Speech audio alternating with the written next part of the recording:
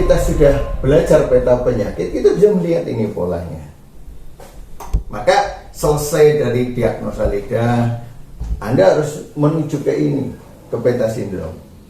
Dari peta ini baru nanti Anda bisa berlari kencang gitu. Makanya saya katakan di buku modul 3, modul 2, ketika Anda belajar tentang penyebab penyakit, bagaimana penyakit terbentuk, kemudian bagaimana cara memeriksanya, kemudian yang ketiga bagaimana peta penyakit. Ketika Anda sudah paham ini, bersiaplah Anda berlari. Jadi modul 1-2 itu merupakan dasar. Modul 1 untuk kekuatan kuda-kuda untuk Anda berpikir, menganalisa. Modul 2 itu bagaimana Anda menerapkan modul 1 untuk menganalisa penyakit, untuk identifikasi penyakit itu sendiri, kemudian membuat satu kesimpulan. Nah, ketika kesimpulan sudah bisa Anda pegang, maka Anda tahu apa yang harus dikerjakan, terapi apa yang cocok. Baru kemudian Anda menerapkan ilmu terapi yang Anda punya itu kepada kasus itu.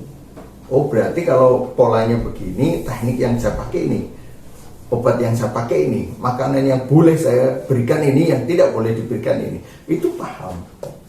Jadi tidak semena-mena belajar lidah kemudian diterapkan, kemudian langsung tahu ini penyakitnya mana, bisa. Itu. Jadi kalau Anda mengatakan lidah, bahwa dengan melihat lidah kemudian kok dikasih herbanya langsung bisa, itu tanpa melihat peta penyakit sindrom tidak bisa. Berarti kalau dia tidak paham, berarti dia tidak menguasai peta penyakit. Peta penyakit ada, bukunya berserakan. Pertanyaannya bagaimana cara membaca buku itu.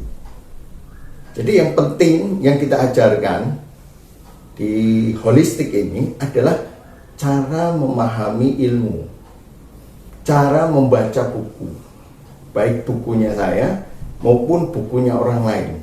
Kemudian bagaimana cara menggabungkan antara buku satu dengan yang lainnya menjadi satu kesatuan, tidak ada yang berseberangan.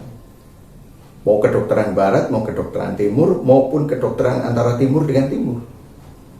Ini bisa, caranya ada cara membacanya. Nah, ini yang kita ajarkan, cara membacanya. Maka mudah-mudahan jika Anda mengikuti runtut secara pola yang kita ajarkan, insya Allah Anda akan paham dan Anda akan punya frame yang lebih besar lagi. Sebab kalau Anda frame-nya hari ini masih kecil, Anda tidak bisa melihat yang lebih jauh lagi. Ini seperti saya gambarkan ini, gunung. Ketika Anda berada di sini, ya, Anda jangkauannya ke sini. Ini namanya frame. Ini namanya frame. Ya. Ketika Anda di sini, dia akan melihat lebih luas lagi.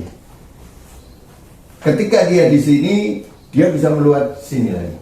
Nah, saat ini saya mungkin di sini, Anda di sini. Saya ajarkan Anda untuk melihat sesuatu yang tidak bisa dilihat Anda. Yang penting Anda percaya tidak dengan saya? Karena ini tidak bisa melihat ini. Karena tidak bisa melihat ini, dia percaya kepada gurunya yang melihat ini. Maka ini nilainya adalah kepercayaan.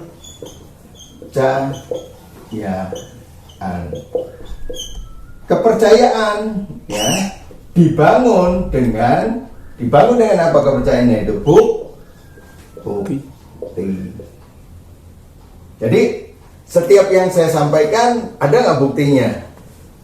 Begitu orang, iya ya, saya ketemu pasien ini, terus dikasih ini, kok sembuh, perbaikannya begini, analogikanya begini, tepat, terus menerus, lama-lama Anda semakin percaya ke saya.